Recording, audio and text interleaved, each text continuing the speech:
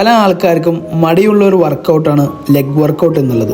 ചിലരിത് മാസത്തിൽ ഒരു തവണ മാത്രമേ ചെയ്യണത് കാണാറുള്ളൂ. നമ്മുടെ ലെഗ് മസിൽ സ്ട്രെങ്തൻ ആണെങ്കിൽ നമുക്ക് ഒരുപാട് അഡ്വാൻറ്റേജസ് ഉണ്ടാവും.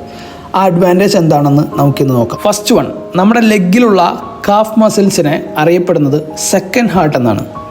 നമ്മുടെ ഹാർട്ടിൽ നിന്ന് ബ്ലഡ് താഴേക്ക് ഗ്രാവിറ്റി കാരണം ഈസിലി ഫ്ലോ ആവും. പക്ഷേ താഴെയുള്ള blood back to heart against gravity flow ചെയ്യുന്നത് അത്ര ഈസിയല്ല.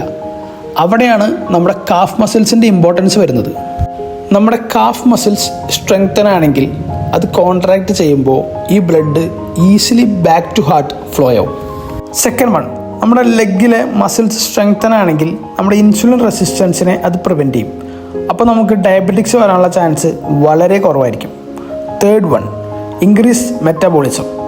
ഫോർത്ത് വൺ, നമ്മുടെ ബ്ലഡ് ഫ്ലോ കറക്റ്റായിട്ട് നടക്കുന്നത് കൊണ്ട് ഈ വേരിക്കോസ് വെയിനും അത് സംബന്ധിക്കുന്ന വേറെ ഇഷ്യൂസും വരാതിരിക്കും. ഫിഫ്ത്ത് വൺ, നമ്മുടെ ബ്ലഡ് കറക്റ്റായിട്ട് ഫ്ലോ ചെയ്യുന്നതുകൊണ്ട് നമ്മുടെ ഹാർട്ടിൻ്റെ ഹെൽത്ത് ഇൻക്രീസ് ചെയ്യും, സ്ട്രോക്ക് വരാതിരിക്കാനുള്ള ചാൻസ് കുറഞ്ഞിരിക്കുകയും ചെയ്യും.